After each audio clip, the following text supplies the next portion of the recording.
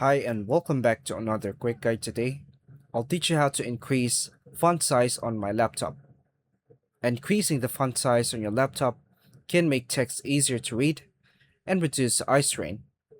Windows 11 provides simple settings to adjust text size across the system. This guide will show you how to increase the font size on your Windows laptop. To begin, turn on your Windows laptop and log in. Click the Start button on the taskbar. Choose to click Settings. Now click on the Accessibility in the left panel. Click the text size. Here, you will see a slider to adjust the font size.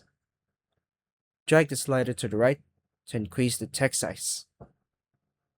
Preview the changes and the sample text above. Click Apply to confirm the new size.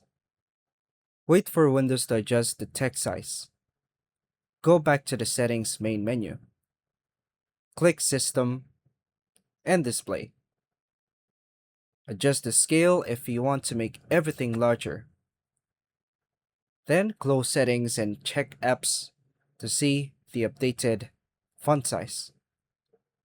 Tip: increasing both text size and display scaling can improve readability on high resolution screens.